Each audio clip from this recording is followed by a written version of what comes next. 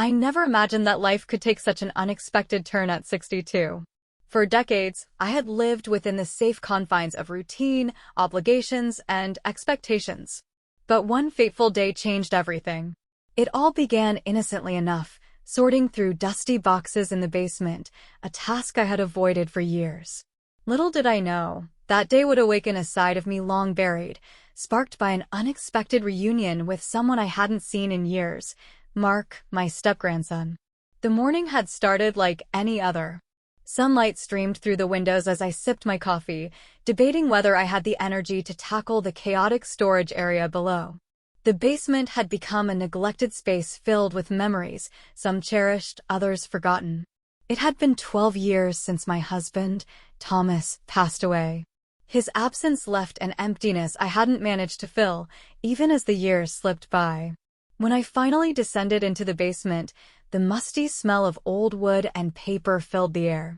Stacks of boxes loomed before me, each one holding fragments of a life well lived. Opening the first box, I unearthed an old photo album, its cover worn but intact. Flipping through its pages, I found a snapshot of myself that stopped me cold, a picture of a young, carefree Rebecca at a beach party. There I was, holding a margarita, laughing with abandon in a bright yellow sundress. I barely recognized the woman staring back at me. The photo stirred a wave of nostalgia and a pang of sadness. I had buried that version of myself long ago, consumed by responsibilities and the steady march of time. Suddenly, I heard footsteps on the stairs. Startled, I turned to see Mark standing there, holding a cup of coffee and flashing his familiar easy smile. "Mark?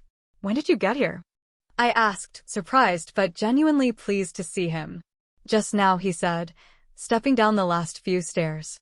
"Your door was unlocked, so I let myself in. Thought I'd stop by and see how you were doing." It had been nearly 5 years since I'd last seen him. Back then, he was a lanky 22-year-old college student. Now, at 27, he looked broader, more confident, with a calm presence that instantly filled the room. "I could use the company," I admitted, holding up the photo album. "Just going through some old things. Look what I found." He leaned in to look at the photo, his eyes widening slightly as he took it in. "This is you?" he asked, surprised. "Back in the day," I replied with a laugh, a little embarrassed. "It was a long time ago." Mark studied the picture for a moment before meeting my gaze. "You look so happy. It's amazing to see this side of you," he said earnestly. His words made me pause. It had been so long since anyone looked at me like that, with genuine admiration. We spent the next hour sorting through boxes, and Mark's curiosity never waned. He asked questions about the photos, the people in them, and the places they had been taken. I told him stories I hadn't thought about in years, about spontaneous road trips, late-night dances, and moments of pure, unfiltered joy. One photo, in particular, caught his attention. It was me at a college party, wearing a sleek red dress, my hair wild and my smile carefree. "This one's my favorite," Mark said, holding it up. I chuckled, a little flustered. That was one wild night.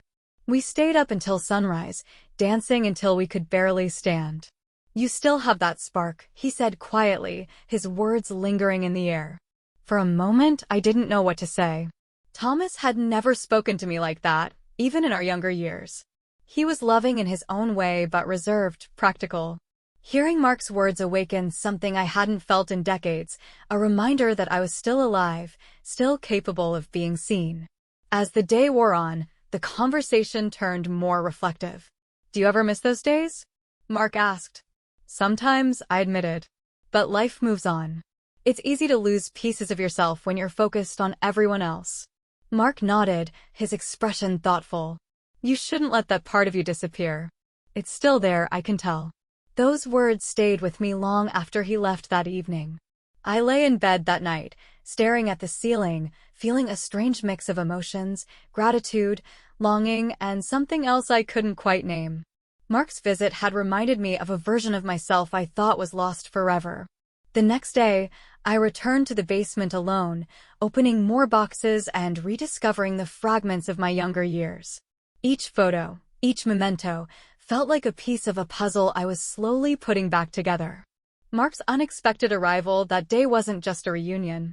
It was a spark that reignited something in me, a desire to reclaim the parts of myself I had forgotten.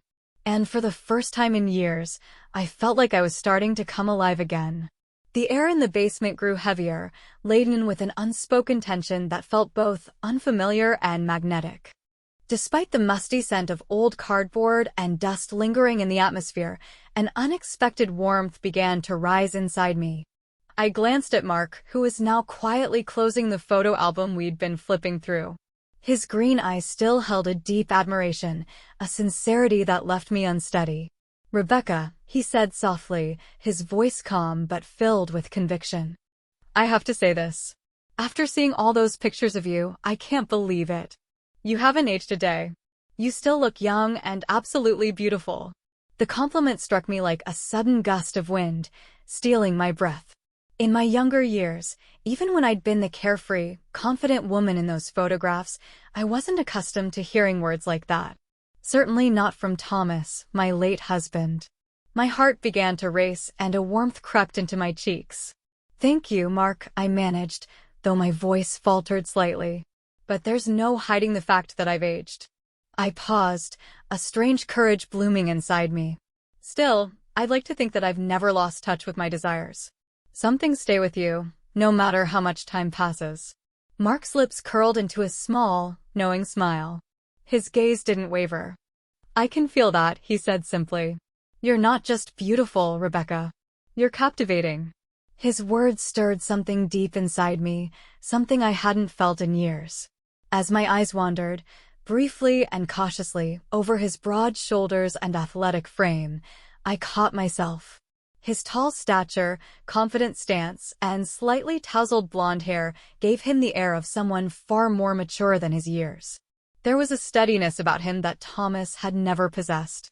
"It's interesting hearing that from you," I replied, my voice tinged with a faint smile.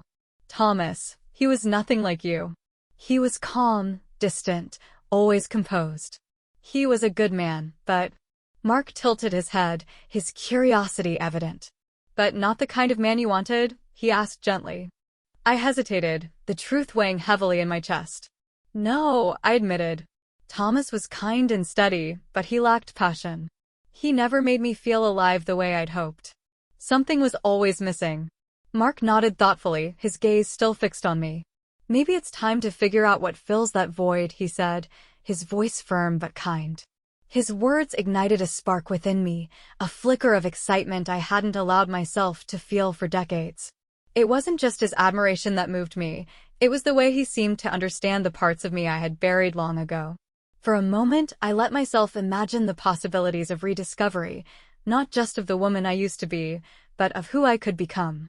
Mark stood, his movements deliberate as he slid his hands into his pockets. "I'm going to move the bike into the garage," he said. "But don't stay down here too long, Rebecca. Come up to the living room when you're done, okay?" The confidence in his voice sent a shiver through me. I nodded, my words barely audible. "All right, Mark." I watched him ascend the stairs, his presence lingering even after he disappeared from view. The sound of the door closing behind him left me alone with my thoughts, which swirled like a tempest. My mind wandered to his motorcycle, the energy and passion it seemed to represent. I could picture him working on it, riding it with determination, a vision that stirred a strange, unexpected longing in me. "He's so much like the person I used to dream about," I murmured to myself, my voice barely audible. "And yet, he's my step-grandson." I shook my head, pushing the thoughts aside as I made my way to the living room. When I arrived, Mark was already there, holding a bottle of wine.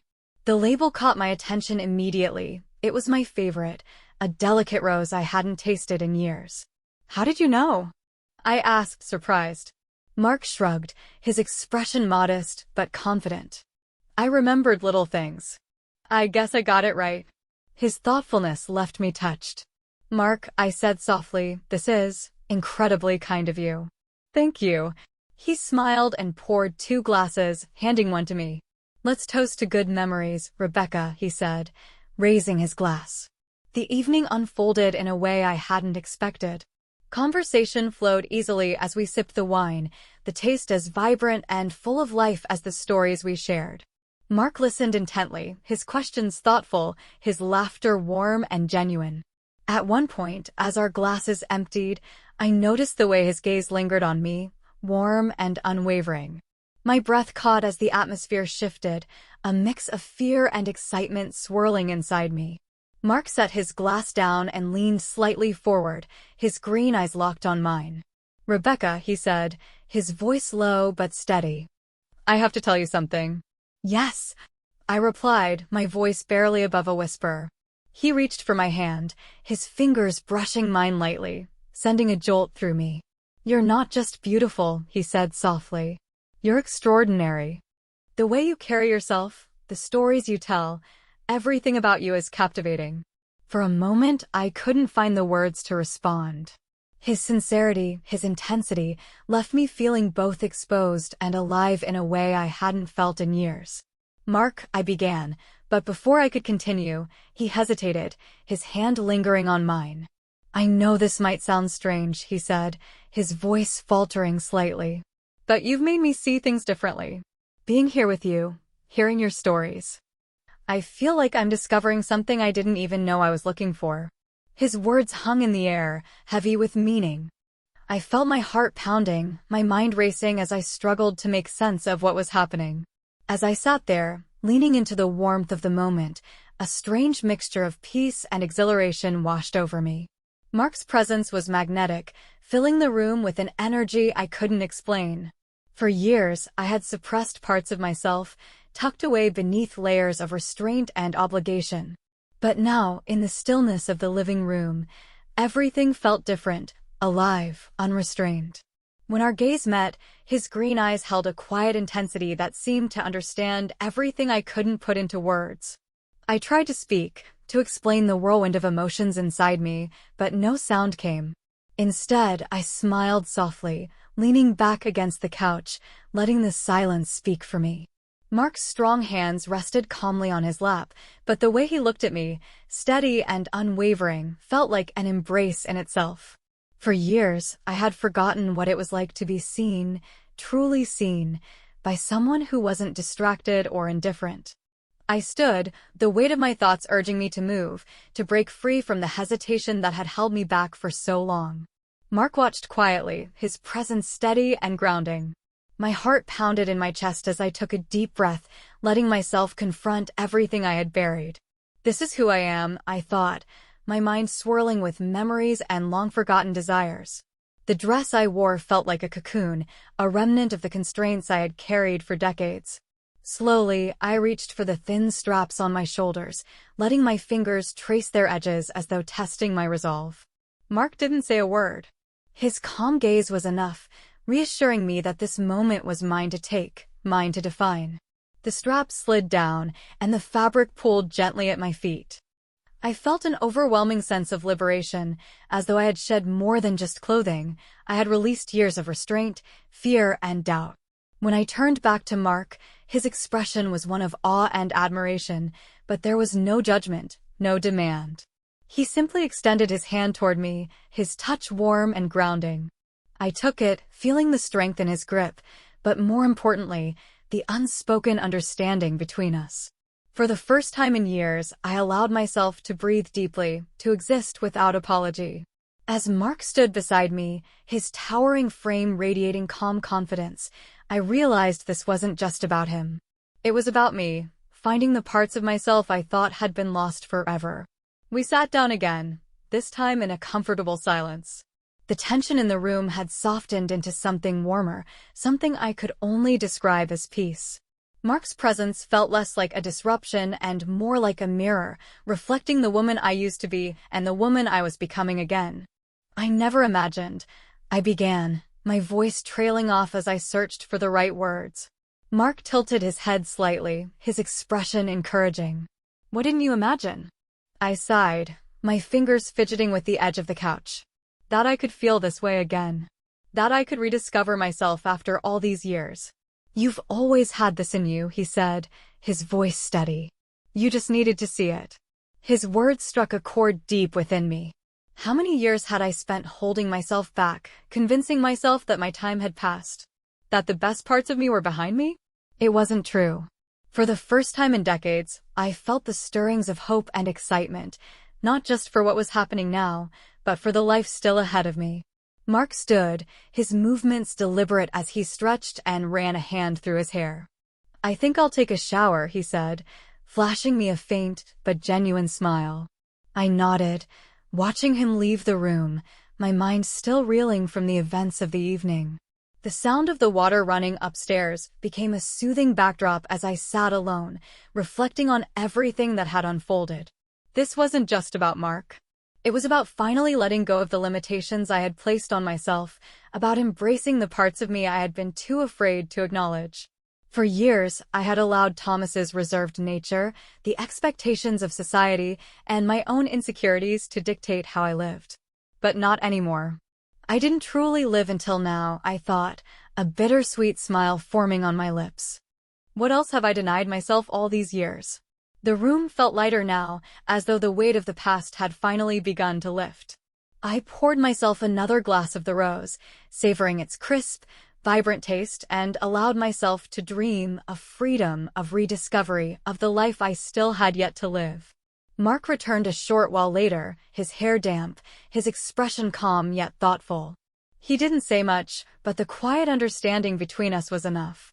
As we sat together, sharing a few more stories and laughs, I realized something important. This was just the beginning.